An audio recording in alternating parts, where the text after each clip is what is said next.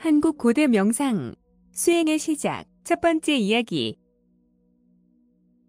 눈을 감고 가만히 앉아 명상을 하면 신통과 법력을 얻을 수 있다는 말에 수행을 시작한다. 실제로 행하고 있는 일상의 일들이 모두 만족스럽지 못하다. 무조건 앞으로를 향해 뛰어다니는 내 모습의 환멸을 느낀다. 더욱이 경쟁자를 이기려면 관계 공무원에게 아부와 뇌물을 선사해야 한다. 내가 10억을 번다 해도 벌써 재벌 모양새를 갖춘 선배에게 아부하면서 영업을 해야 하는 실정이다. 지난 젊은 시절에 겪은 현실의 부작용이지만 이 세상이 환멸스러울 때는 혼자 있고 싶다. 대입 재수 시절 성적은 제 걸음이고 그러다 보니 불면증이 없습해온다. 어릴 때 다녔던 종합체육관으로 발걸음으로 옮긴다. 성적 우수 학생이었던 필자가 운동을 시작한 계기가 있었다. 중학교 입학시험에 1등을 하였지만 체육기능 평가 만점 25점 중 최하위인 5점을 받은 때문에 톱을 놓쳤다. 어린 마음에 충격을 받은 것 같다. 온몸을 제약한 운동으로 불면증은 가셨지만 모든 일을 폭력으로 해결하는 버릇이 생긴다. 그래서 작은 기획이지만 일상과 전혀 다른 무언지 모르는 수행을 선택한다. 단전호흡으로 시작된 수행은 혼자서 무엇인가를 이룰 수 있다는 것에 만족스럽다. 그러나 눈을 감고 정신을 통일하려면 일상의 생각들이 뭉게구름처럼 떠올라 집중하기가 무척 힘들다. 다시 자세를 고치고 앉아 아랫배의 호흡을 길게 들이마시고 중간에 멈추고 느리게 내뱉는다. 그런데 수행의 과정이 여러 가지로 나누어져 있다는 사실에 충격을 받는다. 불교의 선과 기독교의 기도가 별도로 존재한다. 그렇다면 단전호흡은 뭐며 기술에는 무엇일까? 그리고 사이비 종교는 무엇을 추구하는가? 또 무당은 어떻게 만들어지는 걸까? 정신세계와 관계된 동서고금의 책을 구하고 독서 선매에 빠진다. 하지만 홀로 한다는 것이 너무 어려워 앞서가는 선배에게 조언을 구한다. 선배는 여러 종류의 서구 명상과 심리치료 등이 있다고 한다. 하지만 종교의 기도 역시 수행이니 종교에 심취하는 것이 옳다는 견해다. 그래서 한참 기세를 올리는 대행 스님에게로 발길을 돌린다. 영혼의 천도제가 신문에 대해서 특별한 대행 스님은 국내에서 깨달음을 얻은 유일한 분으로 소개된다. 그들이 펴낸 두꺼운 법문집을 탐독하고 매주 법당에서 교육을 받는다. 무술의 기본은 3년이다. 고단자들이 색다른 무술을 택할 때 3년 동안 닦으면 무슨 일이든 해결 가능하다. 그래서 어떤 수행법이든 3년 동안 파묻히고 나서 결과를 조명한다. 결국 그들의 단체는 불교의 정통수령법이 아닌 것으로 판명되고 다시 불교의 화두법으로 전환한다. 그러나 끝내 결과를 얻지 못하고 방황하게 된다. 다시 단전호흡으로 돌아가서 소주천을 열망하며 기술안으로 하루를 보낸다.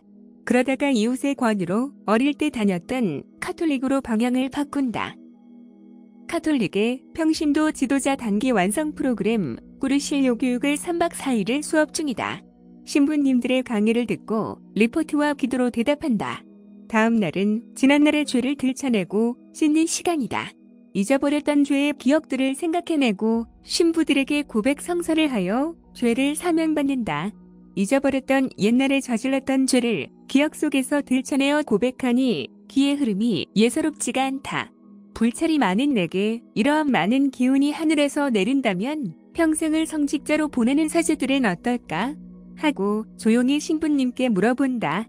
신부님 기를 느끼세요? 엉뚱한 질문에 당황하듯 신부님은 모른 채 한다.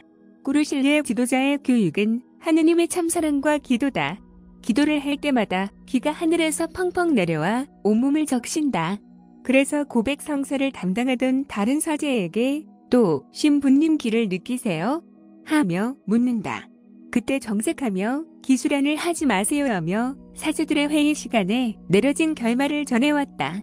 퇴교 후 귀 감각을 없애려고 술과 담배 등으로 엄청나게 애썼고 다행히 3년 동안의 노력 덕분으로 기술안을 완전히 잊어버렸다. 그러다가 우연히 서점에서 김태영의 선도체험기를 보는 순간 다시 잊어버렸던 기의 체험이 연결된다. 잃어버린 우리나라 단전호흡의 선도 이야기다.